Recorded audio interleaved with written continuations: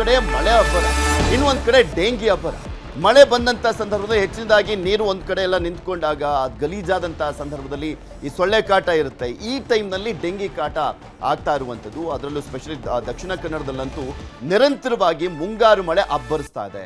ಅದರ ಜೊತೆಗೆ ಡೆಂಗಿ ಅಬ್ಬರ ಕೂಡ ಜಾಸ್ತಿ ಆಗ್ತಾ ಇದೆ. ಜಿಲ್ಲೆಯಲ್ಲಿ ಟೋಟಲ್ ಆಗಿ ಇದುವರೆಗೂ 233 ಡೆಂಗಿ ಪ್ರಕರಣಗಳು ವರದಿ ಆಗಿರುವಂಥದ್ದು. ಸೊ ಯಾವ ರೀತಿಯಾಗಿ ಅಲ್ಲಿ ವರದಿ ಆಗ್ತಾ ಇದೆ, ತಡೆಗಟ್ಟುವಂಥ ನಿಟ್ಟಿನಲ್ಲಿ ಜಿಲ್ಲಾಡಳಿತದ ಕ್ರಮ ಯಾವ ರೀತಿಯಾಗಿದೆ, ಇದೆಲ್ಲದ್ರ ಬಗ್ಗೆ ಕೂಡ ಸಂಪೂರ್ಣವಾಗಿ ಮಾಹಿತಿಯನ್ನು ಕೊಡ್ತಾ ಹೋಗ್ತಾರೆ ನಮ್ಮ ಮಂಗಳೂರಿನ ಪ್ರತಿನಿಧಿ ಕಿಶನ್. ನಮ್ಮ ಜೊತೆ ನೇರ ಸಂಪರ್ಕದಲ್ಲಿ ಜಾಯ್ನ್ ಆಗ್ತಾರೆ. ಕಿಶನ್, ನೋಡ್ತಾ ಇದೀವಿ ಒಂದ್ ಕಡೆ ಮುಂಗಾರು ಮಳೆಯ ಅಬ್ಬರ ದಕ್ಷಿಣ ಕನ್ನಡದಲ್ಲಿ ನಿರಂತರವಾಗಿ ಸುರಿತಾ ಇರುವಂಥದ್ದು, ಅದರ ಜೊತೆಗೆ ಡೆಂಗಿ ಅಬ್ಬರ ಕೂಡ ಇರುವಂಥದ್ದು. ಸೊ ಆತಂಕ ಮನೆ ಮಾಡಿದೆ ದಕ್ಷಿಣ ಕನ್ನಡ ಜಿಲ್ಲೆಯಲ್ಲಿ. ಜಿಲ್ಲಾಡಳಿತ ಯಾವ ರೀತಿಯ ಕ್ರಮ ಕೈಗೊಂಡಿದೆ ಅಂತ? ಪೃಥ್ವಿ, ಈ ಕ್ಷಣದವರೆಗೆ ಸುಮಾರು 233 ಡೆಂಗ್ಯೂ ಪ್ರಕರಣಗಳು ಅಧಿಕೃತವಾಗಿ ಜಿಲ್ಲೆಯಲ್ಲಿ ಕಾಣಿಸಿಕೊಂಡಿರುವಂಥದ್ದು. ಅತಿ ಹೆಚ್ಚಾಗಿ ಮಂಗಳೂರು ನಗರ ಭಾಗದಲ್ಲೇ ಡೆಂಗ್ಯೂ ಪ್ರಕರಣ ಕಾಣಿಸಿಕೊಂಡಿದೆ. ಅದು ಬಂದರ್ ಆಗಿರ್ಬೋದು, ಕಂದಕ್ ಮುಂತಾದ ಪ್ರದೇಶಗಳಲ್ಲಿ ಡೆಂಗ್ಯೂ ಅಬ್ಬರ ಜಾಸ್ತಿ ಆಗಿರುವಂಥದ್ದು. ಯಾಕೆಂದ್ರೆ ಆ ಭಾಗದಲ್ಲಿ ಸಾಕಷ್ಟು ನೀರು ನಿಲ್ಲುವಂತ ಕಾರಣಕ್ಕಾಗಿ ಮತ್ತು ಶುಚಿತ್ವಕ್ಕೆ ಆದ್ಯತೆಯನ್ನು ಕೊಡದ ಕಾರಣಕ್ಕಾಗಿ ಅಲ್ಲಿ ಡೆಂಗ್ಯೂ ಪ್ರಕರಣ ಜಾಸ್ತಿ ಆಗ್ತಿರುವಂಥದ್ದು. ಈ ನಿಟ್ಟಿನಲ್ಲಿ ಜಿಲ್ಲಾಡಳಿತ ಮತ್ತು ಜಿಲ್ಲಾ ಆರೋಗ್ಯ ಇಲಾಖೆ ಇಡೀ ಜಿಲ್ಲೆಯಲ್ಲಿ ಜಾಗೃತಿ ಕಾರ್ಯವನ್ನ ಮಾಡ್ತಾ ಇದೆ. ಪ್ರತಿ ಮನೆಗೆ ಹೋಗಿ ಡೆಂಗ್ಯೂ ಬಗ್ಗೆ ಅಭಿಯಾನವನ್ನ ಮಾಡ್ತಾ ಇದೆ, ಜಾಗೃತಿಯನ್ನ ಮೂಡಿಸುವಂತ ಕೆಲಸವನ್ನ ಕೂಡ ಮಾಡ್ತಾ ಇರುವಂತದ್ದು. ಪ್ರಮುಖವಾಗಿ ಆ ನೀರು ನಿಂತ ಸಂದರ್ಭದಲ್ಲಿ ಡೆಂಗ್ಯೂ ಸೊಳ್ಳೆಗಳ ಉತ್ಪತ್ತಿ ಆಗುತ್ತೆ. ಹಾಗಾಗಿ ಯಾವುದೇ ಕಾರಣಕ್ಕೂ ಮನೆಯ ಬಳಿ ನೀರು ನಿಲ್ಲದಂತೆ ನೋಡ್ಕೊಳ್ಳಿ ಎಂಬ ಮನವಿಯನ್ನ ಕೂಡ ಮಾಡಲಾಗ್ತಿರುವಂತದ್ದು. ಈಗ ಸಂಚಾರಿ ವಾಹನ ಕೂಡ ಇದಕ್ಕಾಗಿಯೇ ಒಂದು ಹೊರಟಿದೆ. ಜಿಲ್ಲಾ ಆರೋಗ್ಯ ಇಲಾಖೆಯಿಂದ ಪ್ರತಿ ಊರುಗಳಿಗೆ ಹೋಗಿ ಅಲ್ಲಿ ಜಾಗೃತಿಯನ್ನ ಮಾಡುತ್ತೆ. ಅಥವಾ ಯಾರೆಲ್ಲ ಡೆಂಗ್ಯೂ ಬಾಧಿತರಿದ್ದಾರೋ ಅವರನ್ನ ಮಾನಿಟರ್ ಮಾಡೋ ನಿಟ್ಟಿನಲ್ಲಿ ಪ್ರತಿ ಆರೋಗ್ಯ ಕೇಂದ್ರ ಕೂಡ ಜಿಲ್ಲಾ ಆರೋಗ್ಯ ಇಲಾಖೆ ಸೂಚನೆ ಕೊಟ್ಟಿರುವಂತದ್ದು. ಎಲ್ಲ ರೋಗಿಗಳ ಮನೆಗೆ ಹೋಗಿ ಅವರ ಚಲನವಲನ ಆಗಿರ್ಬೋದು, ಅವರ ಆರೋಗ್ಯ ಸ್ಥಿತಿಯಲ್ಲಿ ಏನಾದ್ರೂ ವ್ಯತ್ಯಾಸಗಳು ಕಂಡು ಬಂದ್ರೆ ತಕ್ಷಣ ಹೋಗಿ ಅಲ್ಲಿ ಚಿಕಿತ್ಸೆಯನ್ನು ಕೊಡಬೇಕು ಅನ್ನೋದನ್ನ ಹೇಳಿರುವಂತದ್ದು. ಇನ್ನೊಂದ್ ಕಡೆ ಜಿಲ್ಲಾ ಆರೋಗ್ಯಾಧಿಕಾರಿ ಆಗಿರ್ಬೋದು, ಜಿಲ್ಲಾಧಿಕಾರಿಗಳು ಸಭೆಯನ್ನ ಮಾಡಿ ಎಲ್ಲ ಡಾಕ್ಟರ್ಗಳ ಬಳಿ ಸೂಚನೆ ಕೊಟ್ಟಿರುವಂತದ್ದು. ಮತ್ತು ಯಾವುದೇ ಕಾರಣಕ್ಕೂ ಡೆಂಗ್ಯೂ ಪೇಷಂಟ್ ನ ಆರೋಗ್ಯದಲ್ಲಿ ಏನಾದ್ರೂ ಏರುಪೇರಾದ್ರೆ ಆತನನ್ನ ತಕ್ಷಣ ಆಸ್ಪತ್ರೆಗೆ ದಾಖಲು ಮಾಡಬೇಕು. ಮತ್ತು ಯಾವ ವ್ಯಕ್ತಿಗೆ ಜ್ವರ ಬರುತ್ತೋ ಅವರಿಗೆ ಕಡ್ಡಾಯವಾಗಿ ಡೆಂಗ್ಯೂ ತಪಾಸಣೆಯನ್ನ ಮಾಡಬೇಕು ಎಂಬ ಮನವಿಯನ್ನ ಮಾಡಿರುವಂತದ್ದು.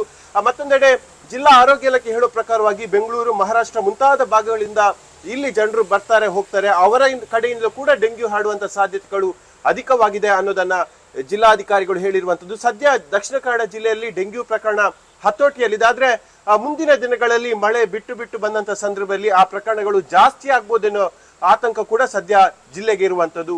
ಪೃಥ್ವಿರಾಜ್, ಓಕೆ, ಧನ್ಯವಾದ ಕಿಶನ್ ನಿಮ್ಮೆಲ್ಲ ಮಾಹಿತಿಗಾಗಿ.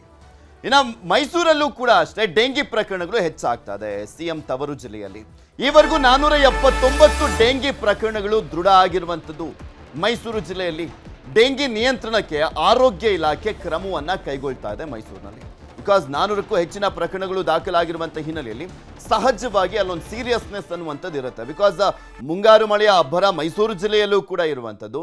ಸೊ ಹೀಗಾಗಿ ಡೆಂಗಿಯನ್ನ ತಡೆಗಟ್ಟುವಂಥ ನಿಟ್ಟಿನಲ್ಲಿ ಅಲ್ಲಿನ ಜಿಲ್ಲಾಡಳಿತ ಕೂಡ ನಾನಾ ರೀತಿಯಾದಂಥ ಕ್ರಮಗಳನ್ನು ಕೈಗೊಳ್ತಾ ಇರುವಂಥದ್ದು. ಇದೇ ರೀತಿಯಾಗಿ ಸಾಕಷ್ಟು ಜಿಲ್ಲೆಗಳಲ್ಲೂ ಕೂಡ ಡೆಂಗಿ ಪ್ರಕರಣಗಳು ಏರಿಕೆ ಆಗ್ತಾ ಇದೆ. ನಮ್ಮ ರಾಜ್ಯದಲ್ಲಿ ಹೇಳ್ತಾ ಇದ್ನಲ್ಲ ಆರಂಭದಲ್ಲಿ ನಾನು, ಒಂದೇ ತಿಂಗಳಲ್ಲಿ 4634 ಪ್ರಕರಣಗಳು ಜಾಸ್ತಿ ಆಗ್ತಾ ಇರುವಂಥ ಹಿನ್ನೆಲೆಯಲ್ಲಿ ಡೆಂಗಿ ವಿಚಾರಕ್ಕೆ ಸಂಬಂಧಪಟ್ಟಂತೆ ಮೊನ್ನೆ ಮುಖ್ಯಮಂತ್ರಿಗಳು ಒಂದು ಸಭೆಯನ್ನ ಮಾಡಿದ್ರು, ಹಾಗೆ ಸೂಚನೆಯನ್ನು ಕೂಡ ಕೊಡಲಾಗಿತ್ತು. ಎಲ್ಲರೂ ಕೂಡ ಅಲರ್ಟ್ ಆಗಿದೆ. ಆರೋಗ್ಯ ಇಲಾಖೆಯವರು ಸ್ಪೆಷಲಿ ಈ ಸಂದರ್ಭದಲ್ಲಿ ಕಾಲಿಗೆ ಚಕ್ರ ಕಟ್ಟಿಕೊಂಡವರ ರೀತಿಯಲ್ಲಿ ಎಲ್ಲ ಕಡೆನೂ ಕೂಡ ಓಡಾಡಬೇಕು, ಹಾಗೆ ಎಲ್ಲೆಲ್ಲಿ ಯಾವ್ಯಾವ ರೀತಿಯಾಗಿ ಕ್ರಮ ಕೈಗೊಳ್ಳಬೇಕು ಅನ್ನುವಂಥ ನಿಟ್ಟಿನಲ್ಲಿ ಡಿಸೈಡ್ ಮಾಡಬೇಕು. ಎಲ್ಲರೂ ಕೂಡ ತ್ವರಿತಗತಿಯಲ್ಲಿ ಅದಕ್ಕೆ ಟ್ರೀಟ್ಮೆಂಟ್ ಕೊಡಿಸುವಂತ ನಿಟ್ಟಿನಲ್ಲಿ ಕೂಡ ಮುಂದಾಗಬೇಕು ಅಂತ ಸೂಚನೆಯನ್ನ ಕೊಡಲಾಗಿತ್ತು.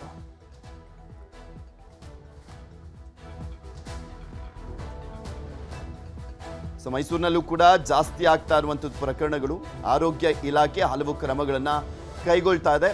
ಇದ್ರ ಬಗ್ಗೆ ಇನ್ನಷ್ಟು ಮಾಹಿತಿಯನ್ನ ಕೊಡ್ತಾ ಹೋಗ್ತಾರೆ ನಮ್ಮ ಮೈಸೂರಿನ ಪ್ರತಿನಿಧಿ ಆನಂದ್. ನಮ್ಮ ಜೊತೆ ನೇರ ಸಂಪರ್ಕದಲ್ಲಿ ಜಾಯ್ನ್ ಆಗ್ತಾರೆ. ಆನಂದ್, ಮೈಸೂರು ಮುಖ್ಯಮಂತ್ರಿಗಳ ತವರು ಜಿಲ್ಲೆ, ಅಲ್ಲೂ ಕೂಡ 400ಕ್ಕೂ ಹೆಚ್ಚಿನ ಪ್ರಕರಣಗಳು ದಾಖಲಾಗಿರುವಂಥದ್ದು. ಸೊ ಅದನ್ನ ಪ್ರಿವೆಂಟ್ ಮಾಡುವಂತ ನಿಟ್ಟಿನಲ್ಲಿ ಅಲ್ಲಿನ ಜಿಲ್ಲಾಡಳಿತ ಯಾವ ರೀತಿಯ ಕ್ರಮ ಕೈಗೊಳ್ತಾ ಇದೆ, ಯಾವ ತಾಲೂಕಿನಲ್ಲಿ ಅತಿ ಹೆಚ್ಚಾಗಿ ಡೆಂಗಿ ಪ್ರಕರಣಗಳು ವರದಿ ಆಗ್ತಾ ಇದೆ ಅಂತ?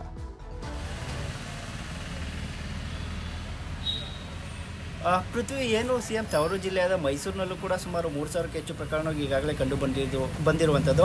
ಅದರಲ್ಲಿ ಸುಮಾರು 400ಕ್ಕೂ ಹೆಚ್ಚು ಜನರಲ್ಲಿ ಡೆಂಗ್ಯೂ ಪ್ರಕರಣ ಈಗಾಗಲೇ ವರದಿಯಾಗಿದೆ. ಅಲ್ಲದೆ ಅಂತಂದರೆ ಏನು ಈಗಾಗಲೇ ಮೈಸೂರು ಜಿಲ್ಲಾಧಿಕಾರಿಯಾದಂತಹ KV ರಾಜೇಂದ್ರ ಅವರು ಒಂದು ಸಭೆಯನ್ನು ನಡೆಸಿ ಆರೋಗ್ಯಾಧಿಕಾರಿಗಳ ಎಲ್ಲರ ಸಮ್ಮುಖದಲ್ಲಿ ಒಂದು ಸಭೆಯನ್ನು ನಡೆಸಿ ಇದನ್ನು ಪ್ರಿವೆಂಟ್ ಮಾಡಲಿಕ್ಕೆ ಈಗಾಗಲೇ ಸೂಚನೆಗಳನ್ನ ನೀಡಿದ್ದಾರೆ. ಅಂದರೆ ಸುಮಾರು ಕಳೆದ 2-3 ತಿಂಗಳಲ್ಲಿ 18% ಇದ್ದಂತಹ ಡೆಂಗ್ಯೂ ಪ್ರಕರಣ ಇದೀಗ ಮೈಸೂರಿನಲ್ಲಿ 11%ಗೆ ಇಳಿದಿರುವಂಥದ್ದು. ಸದ್ಯ ಇದನ್ನ ಪ್ರಿವೆಂಟ್ ಮಾಡಲಿಕ್ಕಾಗಿ ಈಗಾಗಲೇ ಪ್ರತಿ ತಾಲೂಕು ಆರೋಗ್ಯ ಕೇಂದ್ರಗಳಲ್ಲೂ ಕೂಡ ಜಾಗೃತಿ ಮೂಡುವಂತಹ ಕೆಲಸಗಳನ್ನು ಕೂಡ ತಾಲೂಕು ಅಧಿಕಾರಿಗಳು ಮಾಡ್ತಾ ಇದ್ದಾರೆ. ಅಲ್ಲದೆ ಏನು ತಾಲೂಕು ಆರೋಗ್ಯ ಅಧಿಕಾರಿಗಳ ಗಮನಕ್ಕೂ ಕೂಡ ಬಂದಿರುವಂಥದ್ದು. ಅಂದರೆ ಈಗಾಗಲೇ ಮೈಸೂರಿನ ಕೆಲವು ಅಂದರೆ ಹುಣಸೂರು ಕೋಟೆ ಭಾಗದಲ್ಲಷ್ಟೇ ಈಗ ಹೆಚ್ಚಿನ ಪ್ರಕರಣಗಳು ಸದ್ಯಕ್ಕೆ ಕಂಡು ಬಂದಿರುವಂಥದ್ದು. ಇನ್ನು ನಗರ ಭಾಗದಲ್ಲಿ ಡೆಂಗ್ಯೂ ಪ್ರಕರಣಗಳು ಕಂಟ್ರೋಲ್ನಲ್ಲೇ ಇದೆ. ಪೃಥ್ವಿ. ಓಕೆ, ಧನ್ಯವಾದ ಆನಂದ್ ನಿಮ್ಮೆಲ್ಲ ಮಾಹಿತಿಗಾಗಿ. ಕನ್ನಡಿಗರ ಮೆಚ್ಚಿನ ನಿಮ್ಮ ನ್ಯೂಸ್ 18 ಕನ್ನಡ ಈಗ ವಾಟ್ಸ್ಆಪ್ನಲ್ಲಿಯೂ ಲಭ್ಯ.